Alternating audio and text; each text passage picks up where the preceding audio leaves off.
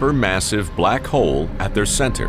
इस black hole ने, जो हमारे सूरज से 40 लाख टाइम्स बड़ा है, ने पूरी गैलेक्सी को एक गोल सर्कल में रखा हुआ है। जिस तरह हमारे सूरज ने जमीन, जुपिटर, मार्स, इन सारे प्लैनेट्स को एक सर्कल में रखा हुआ है, लेकिन ये गैलेक्सी भी कोई इतनी बड़ी चीज नहीं है, बल्कि ये लाखों और गैलेक्सीज को मिलाकर एक छोटे से क्लस्टर का एक छोटा सा हिस्सा है। ये लाखों गैलेक्सीज मिलकर एक क्लस्टर बनाते हैं, और ये क्लस्टर भी कोई इतनी बड़ी चीज नहीं है, बल्कि इस जैसे लाखों क्लस्टर्स मिलाकर एक सुपर क्लस्टर बनता है, और ऐसे हजारों सुपर क्लस्टर्स और भी मौजूद है। अब आपने ये नोट किया कि इन सारे स्टार्स, गैलेक्सीज, प्लैनेट्स में एक चीज कॉमन है कि इस पूरे यूनिवर्स में हर चीज किसी न किसी दूसरे ऑब्जेक्ट के गिर्द घूम रही है। और जब रसूलुल्लाह सल्लल्लाहु अलैहि वसल्लम भी आसमानों की तरफ गए तो उन्होंने बैतुल मामूर में फरिश्तों को नमाज पढ़ते हुए नहीं देखा, वो भी किसी चीज के गिर्द घूम रहे थे।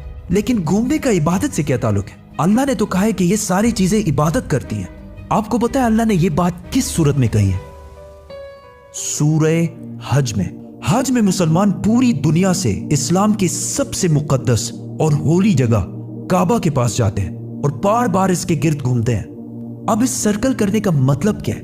जब मुसलमान काबा के गिर्द घूमता है तो वो उस वक्त अकेला नहीं घूम रहा होता, बल्कि चांद, प्लैनेट, स्टार्स, गैलेक्सीज, क्लस्टर्स सारों के साथ एक ही इबादत में शामिल हो जाता है। तो ये सारी चीजें हमारी तरह इबादत नहीं करती, बल्कि हम मक्का जाकर इनकी तरह इबादत करते हैं। लेकिन इस आयत में तो लिखा है कि ये सारी चीजें अल्लाह को सजदा करती हैं। सजदा का मतलब सिर्फ हमारे वाला सजदा नहीं है, बल्कि अल्लाह के निजाम के मुताबिक चलने को भी सजदा कह सकते हैं। लेकिन अल्लाह ने इस आयत में सिर्फ स्टार्स, गैलेक्सीज और प्लैनेट्स का नहीं कहा, बल्कि हर चीज, पहाड़, दरख्त, जानवर, सब का कहा है।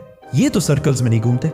आज से हजारों साल पहले एंशिएंट ग्रीस में ये कॉन्सेप्ट बना कि कायनात की हर चीज एक बहुत ही छोटे पार्टिकल, एटम से बनी हुई है, जिसको फिर 2000 साल तक पूरी दुनिया भूल गई। लेकिन आज से 200 साल पहले इस कॉन्सेप्ट पर रिसर्च दोबारा शुरू हुई, और साइंसदानों की रिसर्च से पता चला कि एटम सबसे छोटा पार्टिकल नहीं है, बल्कि इसके अंदर और भी पार्टिकल्स हैं, जैसे प्रोटॉन्स, न्यूट्रॉन्स, इलेक्ट्रॉन्स।